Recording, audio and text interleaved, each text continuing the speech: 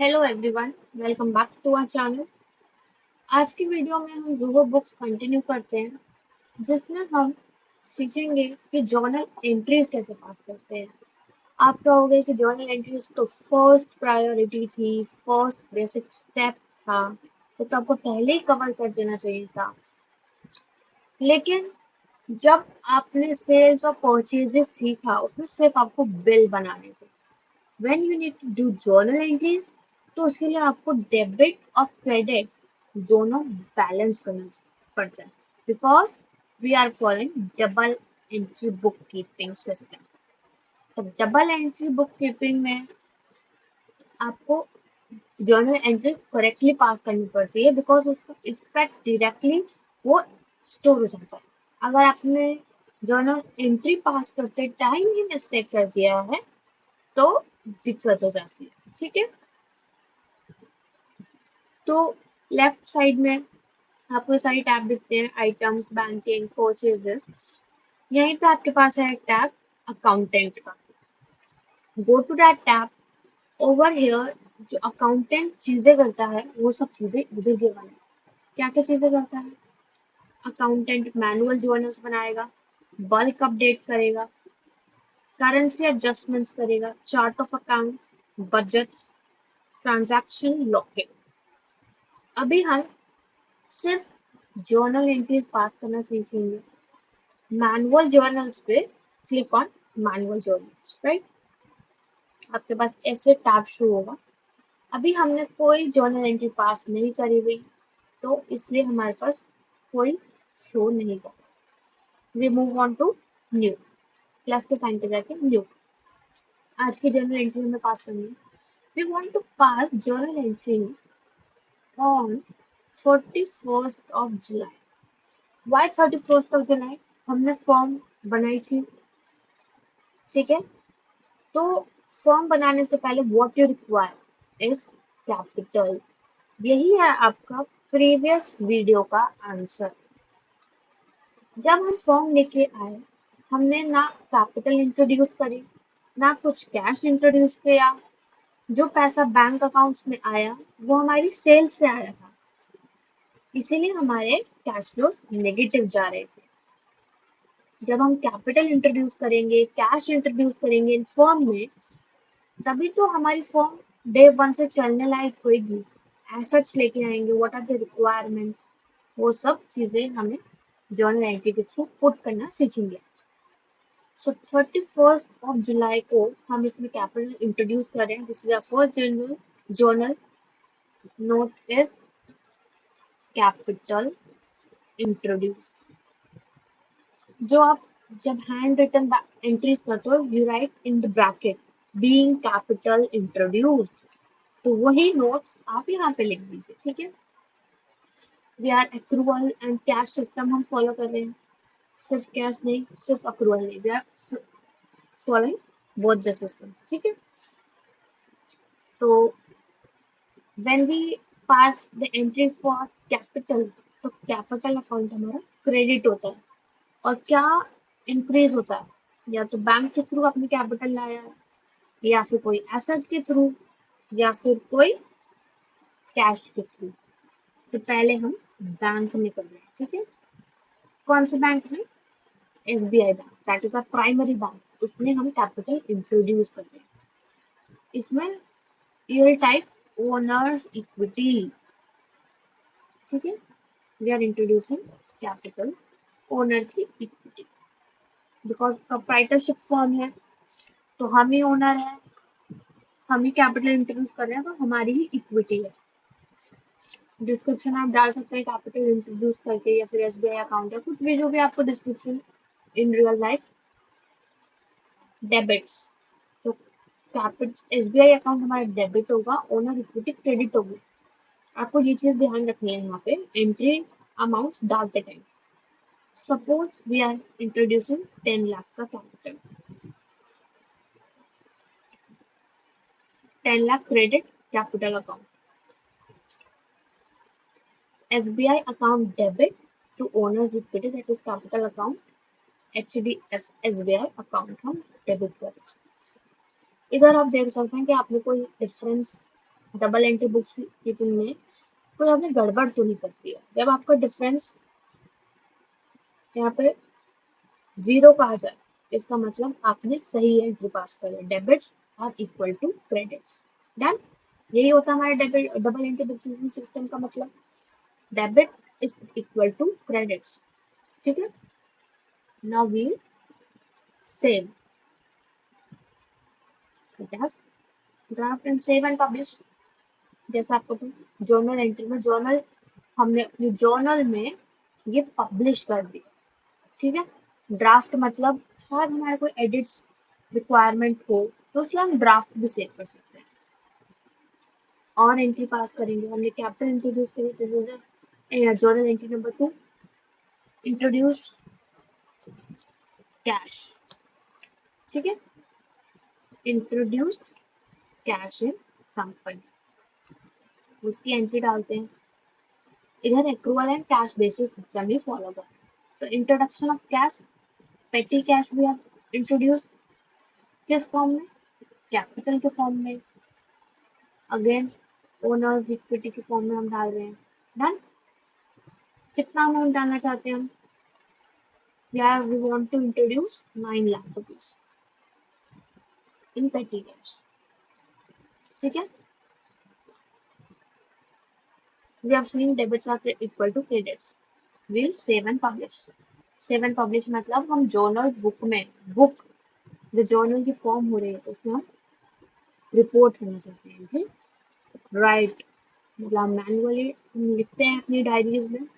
इधर पब्लिश का मतलब हमारी जर्नल की बुक में फिक्स हो गई है। डन।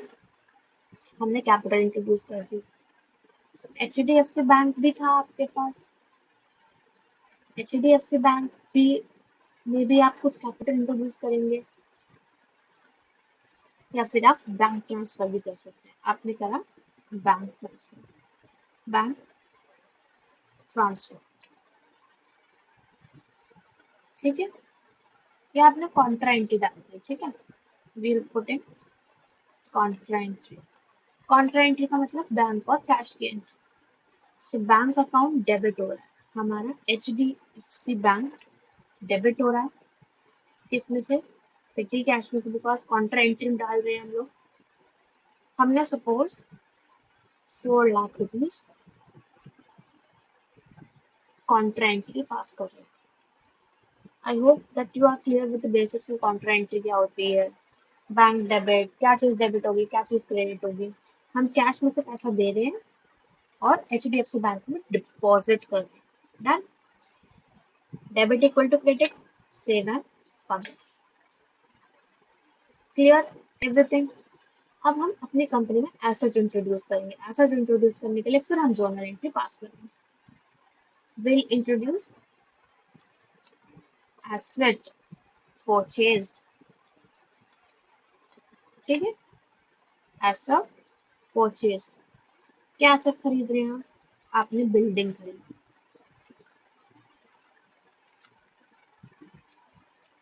और सेट में गए fixed asset, furniture and equipment में चले। नहीं तो you can add new asset as well. यहाँ पे I tell you how to add accounts. ठीक है। हम फर्नीचर एंड फिक्सचर कैसे खरीद रहे हैं। फॉर एग्जाम्पल पेटी कैश से हमने कैश में खरीदा है फर्नीचर एंड फिक्सचर्स, या फिर फर्नीचर एंड फिक्सचर भी हम ओनर्स इक्विटी हम लेके आए, हमारे पास था ऑलरेडी। हम लेके आए 55,000 का फर्नीचर एंड इक्विपमेंट्स। ठीक है। हमने एंट्री डाल दी, save and publish. Asset we have bought the asset. Done. Furniture and fixture ले आए। अब हमें क्या करना है, we want to add that item. कुछ फिक्सड एसेट इंट्रोड्यूस करना है या कुछ करना है, photo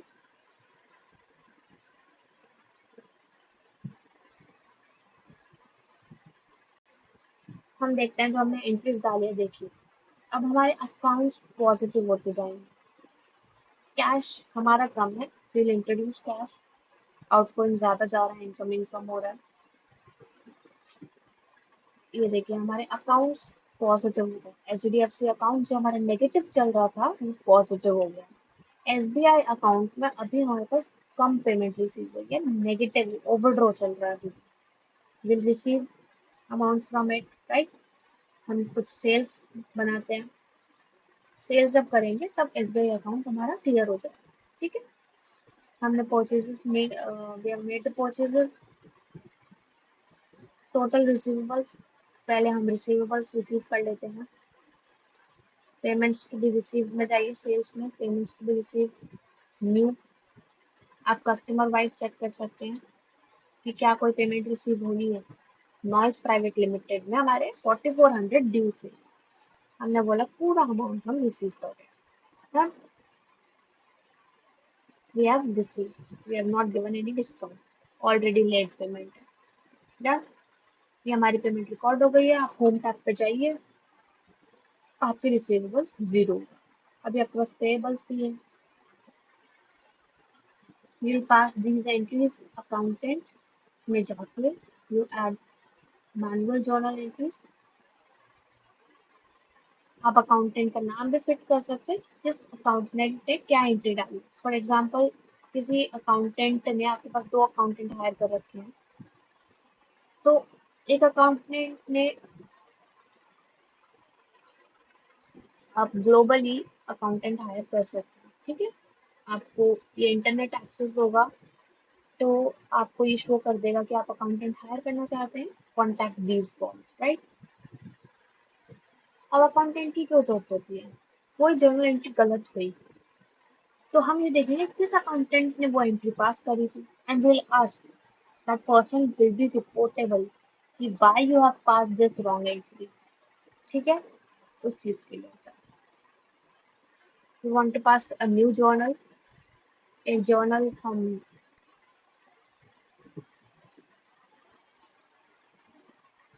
I was searching for कि हम न्यू ऐड करते थे फिक्सड एसेट में। जैसे हमें फिक्सड एसेट में बिल्डिंग इंट्रोड्यूस करनी है, right.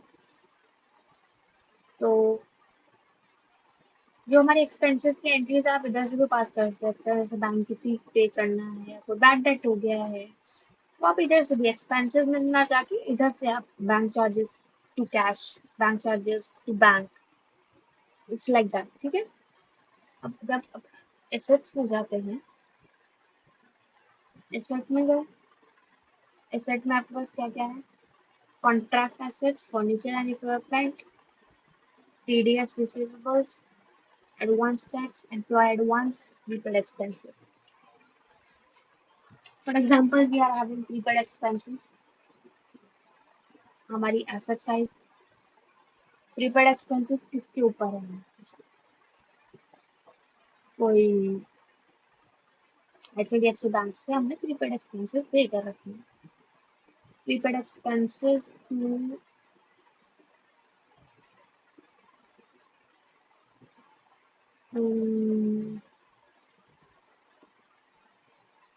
mortgages, capital stock, equity में you have these investments, तो investment we have made, investment बनाते हैं, चलिए investment, we have made investments from HDFC Bank for rupees 1,50,000, 1,50,000 की इन्वेस्टमेंट हमने बनाई। Will save and publish. तो ये आपको ये समझ आ गया होगा कि how you pass journal entries, real time में हम कैसे जर्नल एंट्रीज पास करेंगे यूजिंग जोहो। ठीक है, बल्क अपडेट, आपको बहुत सारी जर्नल एंट्रीज एक साथ पास करनी है। आप इधर आए, आपको इधर you want to bulk update cost of goods sold, कोई कंट्रैक्ट है, हमने मिस्टर अजीज या पुष्पा एंटरप्राइज से कॉस्ट ऑफ गुड्स सोल्ड, ऐसे आप बल्क एंट्री भी क्रिएट कर सकते हैं। ठीक है, करेंसी एडजस्टमेंट, को करेंसी आपको एडजस्ट करनी है, बिकॉज जरूरी थोड़ा है कि हमारे सिर्फ इंडिया के ही हो या फिर without within our nation हो, बाहर के भी कस्टमर्स हो सकते हैं, वेंडर्स हो सकते हैं, उस हिसाब से हम करेंसी भी मैनेज कर सकते हैं। चार्ट ऑफ अकाउंट्स में जो जो हमने जर्नल एंट्रीज पास करी है वो सब हमें यहाँ दिख जाएगा कि क्या कर रहे हैं, मतलब चार्ट ऑफ अकाउंट्स में हमारे पास क्या क्या चीज़ें अवेलेबल है। जैसे आप न्यू में जाके you add it on fixed asset, हमें फिक्सेड एसेट क्रिएट करना है बिल्डिंग, ठीक है। क्या आप सब अकाउंट बनाना चाहते हैं? पेरेंट अकाउंट हमारा बिल्डिंग है, हमें बिल्डिंग जैसे कि हमें नहीं बनाना सब अकाउंट।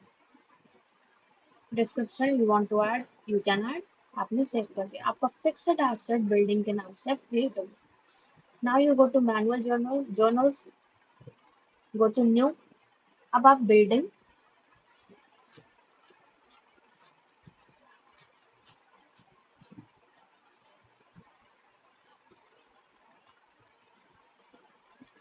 आपने बिल्डिंग परचेज करी, बिल्डिंग परचेज किया, building brought into business.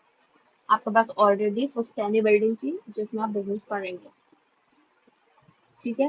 Date of introduction is again 31st of August, 31st of July। Then आपने यहाँ पे बिल्डिंग अकाउंट डालेंगे तो it will show you building under fixed asset. ये पहले नहीं था हमारे पास, अभी आया है, ठीक है। और ओनर्स इक्विटी में जाएगा ये।